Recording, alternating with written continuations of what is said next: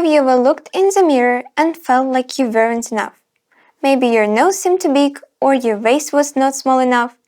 Now imagine scrolling through TikTok and Instagram, seeing perfect faces, perfect lives, perfect bodies every single day.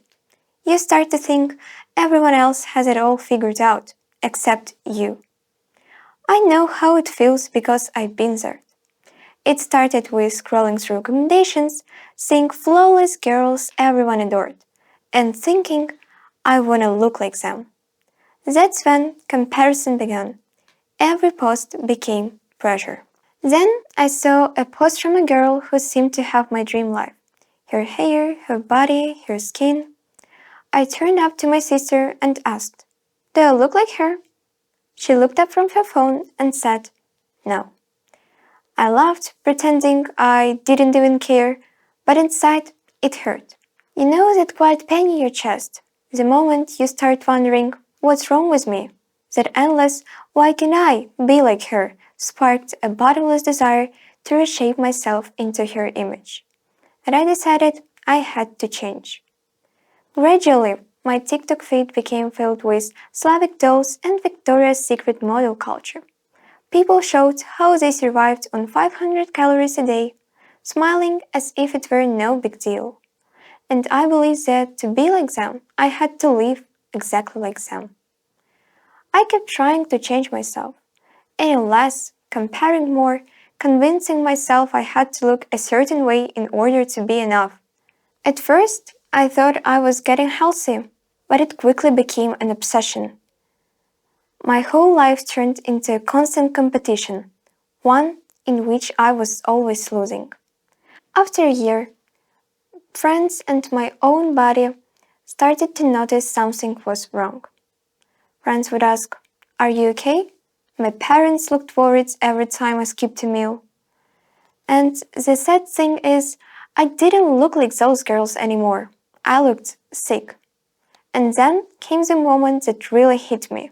Standing there with my nose, throat, and ears suddenly bleeding like a fountain, and later spending a week in a hospital because my body simply couldn't keep up with the pressure I was putting on it. That's when I realized it isn't just about appearance.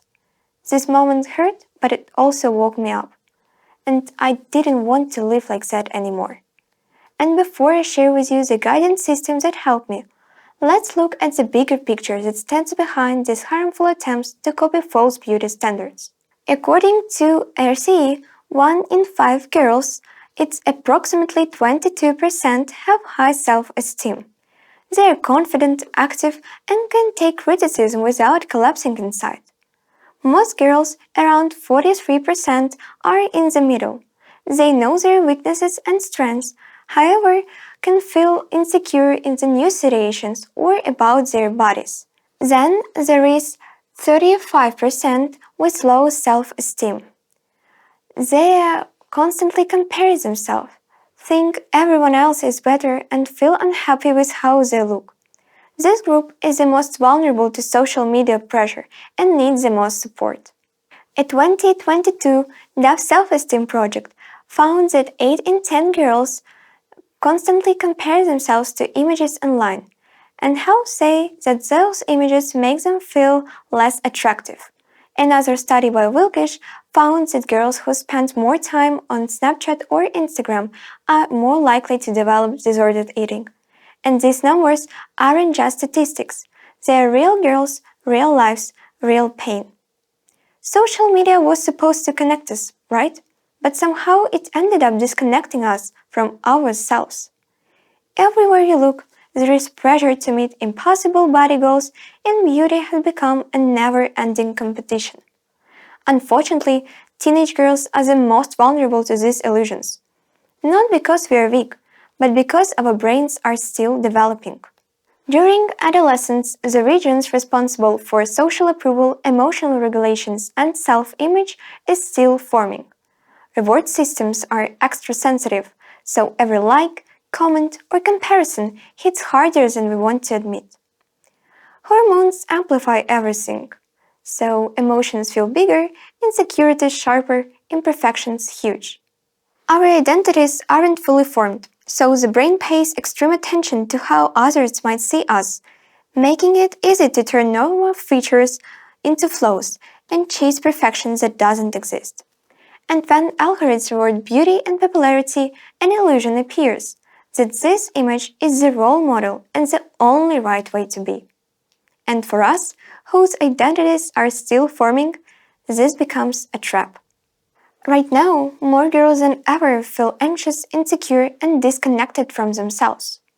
These beauty standards, the perfect faces, perfect bodies, perfect lives, quietly shape the way we eat, think, and even see ourselves. It also harms our bodies, affects our hormones and focus, and isolates many of us from friends and family. And if nothing changes, and eating disorders will keep rising, we'll raise a generation that believes that their true worth comes from unrealistic expectations instead of who they truly are. Now that we have untangled how reality gets twisted, let's talk about what we can actually do about it. Yeah, I mean, it's not like we can delete the internet and throw away our phones, but small, practical steps make a difference. And they start with how we interact with technology and ourselves. No detox works if you still hate the person behind the screen. Step 1. Reset your algorithm. Go into your settings and unfollow accounts that make you feel bad about yourself. Be honest. Do these influencers inspire you or make you jealous? Then, interact more with the content that make you feel confident, curious, or calm. It can be art, science, nature, or animals, anything that lifts your mind instead of shrinking it. Algorithms learn from you, so feed them better fuel. Step 2. Pretend you like yourself, seriously. It might sound silly, but pretending is often the first step toward believing. When you catch yourself thinking, I'm not good enough, pause and try to act like someone who is at least trying to be kind to themselves. Make a list of things you like about yourself. Not filtered beauty, but real qualities. Your loyalty, your work ethic, your ability to memorize every line of your favorite movie. Someone might laugh if they see your list, but who cares? My sister laughed at mine, and one day those words won't feel like pretending anymore. Remember, small steps add up. That's the challenge I want to leave you with today. Start small, start now, and let your self-worth grow within. Real beauty isn't in technology. It's in feeling okay with who you truly are, even if you're still figuring it out.